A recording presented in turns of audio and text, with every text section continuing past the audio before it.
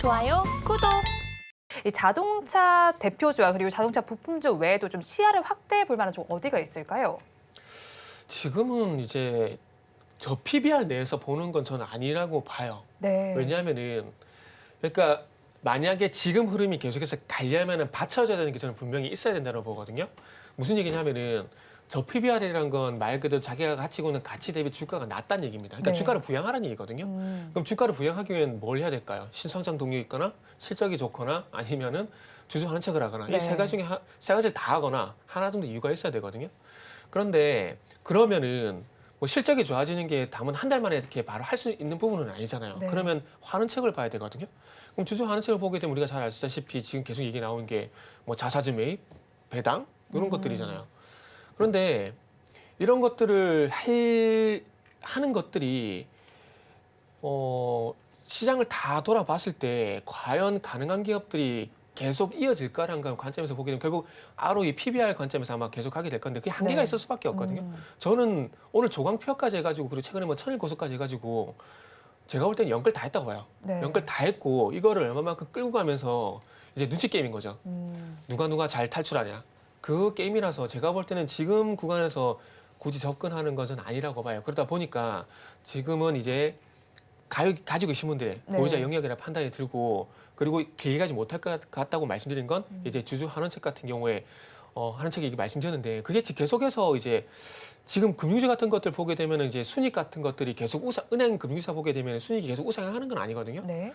그러니까 가장 좋은 건 현대차, 기아차 케이스처럼 실적이 계속해서 좋아지게 되면서 거기에 발맞춰 가지고 이제 배당을 한다거나 자사주 매입을 계속 늘려가는 게 가장 좋은 건데 지금 계속 시장에서 나오고 있는 대표적인 금융주들 지금 순이익을 보게 되면 방금 말씀처럼 계속 이제 꾸준히 나오고는 있지만 우상향은 안 되고 있거든요. 그러니까 계속해서 이제 배당 정책을 높여가기는 한계가 있다라는 거죠. 네. 그런 것들이 있고 그리고 이제 뭐 밸류업 얘기 나오게 돼서 일본 얘기 계속 나오잖아요. 네.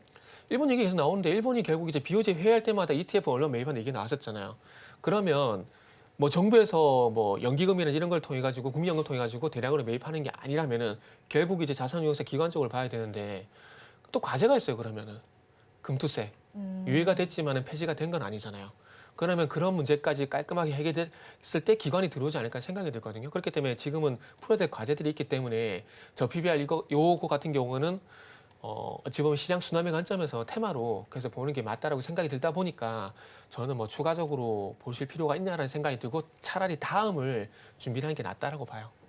네, 그렇다면 일단은 이렇게 저 PBR과 관련해서는 조금 더 단기적으로 바라봐야 된다라는 말씀을 전해주셨는데 본부장님께서 동일한 의견이실까요? 일단 그럴 수밖에 없을 것 같습니다. 네. 예. 최근에 이 뉴스가 아니라면 사실 이들 종목군들이 짧은 시간 안에 이만큼의 변동성을 보일 수 있을까? 이것을 좀 고민해 볼 필요는 있을 것 같아요. 특히나 대표적으로 뭐 현대차, 기아가 많이 거론되고 있습니다만 삼성물산의 주가를 여러분들이 한번 좀 체크를 해보실 필요는 있을 것 같습니다. 그동안에 이 기업이 수년 동안 얼마큼 움직였었던 기업인지 아마 올해 좀 매매를 하셨던 분들은 잘 알겠지만 거의 움직임이 없었어요. 네, 움직임이 없었다가 최근에 이제 이 요 몇 거래일, 5거래일, 6거래일 동안 정말 엄청난 지금 변동성을 좀 보일 수 있을 만큼 이게 뉴스 그리고 이제 테마적으로 좀 종목분들이 형성이 되었기 때문에 사실 이제 현재 위치에서 쫓아간다라는 부담은 있을 수밖에 없다. 네. 그리고 이제 이쪽을 쫓아가셔야 하는 개인 투자자들의 계좌 상황을 보면 신규 매수할 수 있는 돈으로 쫓아가는 건 괜찮을 수 있어요.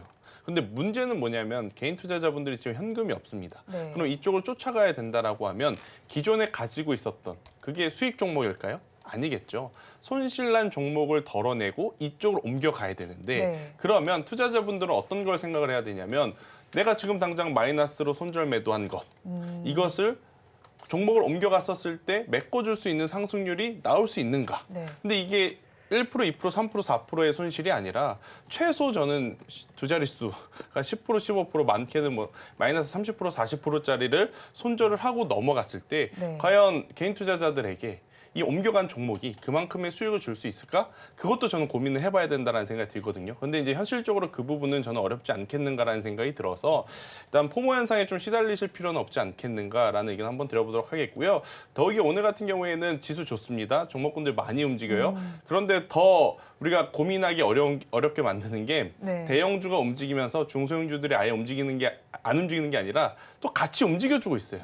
그러니까 이제 여기서 더 사야 되느냐 아니면 이제 팔아야 되느냐 네. 이 고민을 좀 하실 것 같은데 저는 월 초지 않습니까? 그리고 이제 금요일날 이렇게 좀 장이 강하게 마감이 된다라고 하면 다음 주 초까지는 조금 더 강한 흐름들을 좀 나올 수 있어서 신규로 접근을 하시기보단 가지고 계신 분들은 조금 더 지혜롭게 좀 판단을 하셔서 제 개인적으로는 다음 주 초까지는 한 번 더 가져가 보시는 게 맞지 않겠는가라는 생각이 들고 있고 또 우리나라는 2월 달에 연휴가 있습니다. 네. 설 연휴가 있죠. 그러니까 설 연휴 전에 통상적으로 강할 수는 없어요. 수급적으로. 그렇기 때문에 이제 그 스케줄에 맞춰서 조금 대응을 하고 힘을 뺄 때와 힘을 줄 때를 여러분들이 조금 구별할 수 있는 그러한 전략을 좀 준비를 하신 게 맞지 않겠는가라는 의견 드리도록 하겠습니다. 네, 그리고 지금 일단 지수 자체가 잘 가고 있는 만큼 지금 투자자분들께서는 비중을 늘려볼 섹터가 어딜지도 고민을 하실 것 같거든요. 연초인 만큼 어느 쪽에서 비중을 늘려보면 좋을까요?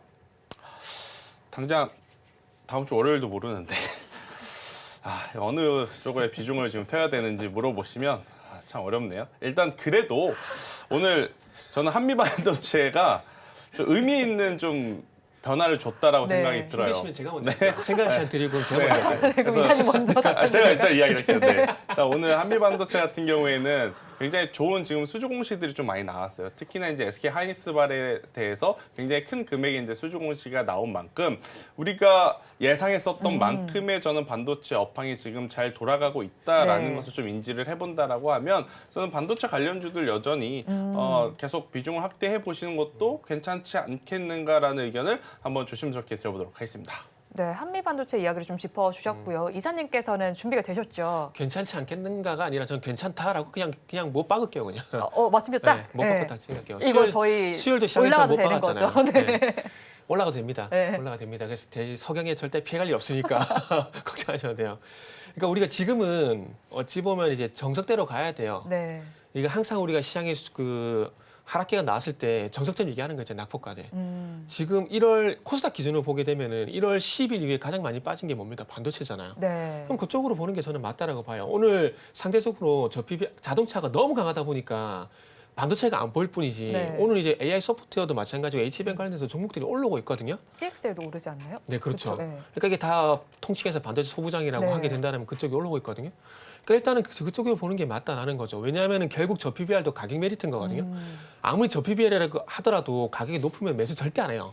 절대 안 하는데 결국 저 PBR은 주가 위치가 낮다라는 거거든요. 네. 그러면 최근에 저 PBR이 부각이 되게 되면서 그리고 시장 조정이 나오게 되면서 가장 많이 가격 매트리가 생긴 건 낙폭과대, 반도체 소부장이라는 얘기거든요. 그리고 제가 아까 전에 코스닥을 이제 명찰 잡고 끌고 올라간다라면은 네. 결국 이제 반도체와 AI 소프트 쪽이 앞으로 좋아지건 안 좋아지건 그건 둘째 치고 네. 시장에 의해서 조정을 받았기 때문에 시장이 반등을 주게 되면 같이 올라갈 가능성이 높다라는 거죠. 그렇기 때문에 반도체를 우선을 보시는 게 저는 맞다라고 말씀드리고 싶어요. 그리고 플러스 해가지고 요거는 어찌 보면 조금 이제 개인 투자분들께서 위험할 수도 있지만은 근데 테마를 말씀드리거든요. 근데 네. 테마도 저는 결국 이제 시기에 따라 틀리다고 봅니다. 그래서 지금 이제 저 PBR 쪽으로 가격 수급이 쏠리게 되고 시장이 좀 안 좋다 보니까 지금 테마가 약간 묻힌 부분들이 있는데 네.